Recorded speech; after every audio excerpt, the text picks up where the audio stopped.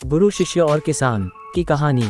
बहुत पुरानी बात है। एक गुरु और एक शिष्य थे। वे दोनों बनारस में रहते थे। एक दिन किसी कार्य उज्जैन जा रहे थे।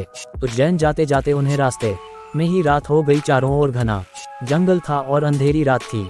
इस तरह रात्रि में जंगल में रुकना सुरक्षित नहीं था। रात होने पर भी दोनों चलते रहे। तभी उन्हें एक गांव दिखा है। गुरु और शिष्य दोनों ही गांव में चले गए। गांव में उन्हें एक झोपड़ी दिखलाई दी। गुरु ने शिष्य से कहा कि आज हम इसी झोपड़ी में रुकेंगे। गुरु और शिष्य दोनों झोपड़ी में गए और झोपड़ी का दरवाजा खटखटाया। झोपड़ी से एक गरीब आदमी बाहर आया और गुरुजी उस व्यक्ति से बोले, हम दोनों बहुत दूर से आ रहे हैं और रात्रि अधिक हो गई है। जंगल में रहना खतरे से खाली नहीं है, इसीलिए हम रात्रि में यहाँ रुकना चाहते हैं। वह व्यक्तिगत गरीब अवश्य था, किंतु दिल से बहुत नेक इंसान था। उसने सम्मान पूर्वक गुरु और शिष्य को झोपड़ी के अंदर बुलाया और उन्हें स्वादिष्ट भोजन करवाया और रात्रि में सोने के लिए बिस्तर भी लगा दिए। भोजन करने के पश्चात गुरुजी ने उस गरीब व्यक्ति से पूछा, तुम्हारा घर तो बहुत छोटा है, किंतु तुम दिल के बहुत धनवान हो। तुम्हारी रोजी रोटी का साधन क्या है?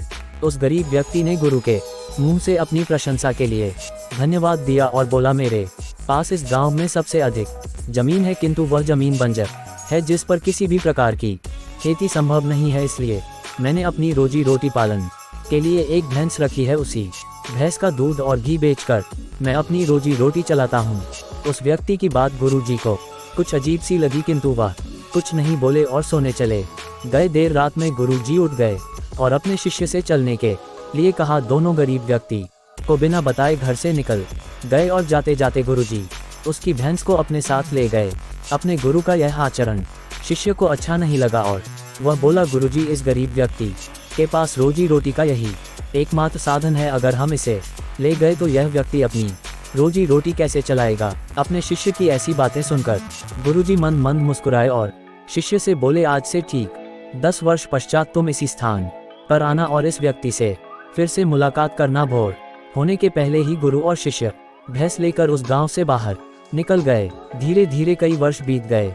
10 वर्ष बीतने के पश्चात चेले को गुरु जी की बात याद आई कि उसे फिर से गरीब व्यक्ति के घर जाना है। शिष्य फिर से उसी गांव गया। गांव जाते ही उसने देखा कि जिस स्थान पर झोपड़ी थी, ठीक उसी स्थान पर एक आलीशान मकान बना हुआ है। ये देखकर उसे बड़ा आश्चर्य हुआ। शिष्य मकान मालिक से मिलना चाहता था। जैसे ही शिष्य मकान के पास गया, उसने उसी गरीब व्यक्ति को देखा, किंतु इस बार गरीब व्यक्ति बहुत अच्छे कपड़े पहने हुआ था और देखने में बहुत ही संपन्न प्रतीत हो रहा था। शिष्य उस व्यक्ति के पास पहुंचा और बोला, क्या आपने मुझे पहचाना? मैं वही बालक हूँ जो आज से 10 वर्ष पहले रात्रि हो जाने के कारण अपने गुरु जी के साथ आपके घर रुका था।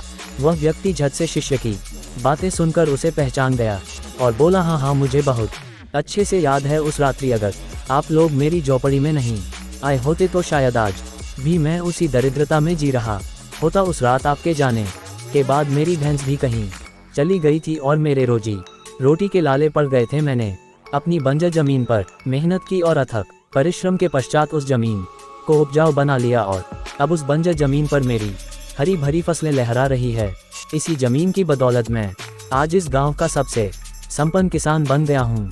शिष्य को अब समझ में आया कि गुरु जी उस रात उस व्यक्ति की भैंस क्यों ले गए। शिष्य के मन में अब अपने गुरु के लिए पहले से भी कई गुना अधिक सम्मान था। शिक्षा। गुरु और शिष्य की इस कहानी से हमें शिक्षा मिलती है कि गुरु द्वारा लिए गए निर्णय देखने में भले ही कठोर लगे, किंतु वो लोगों की भलाई के लिए ही उठाए जाते हैं।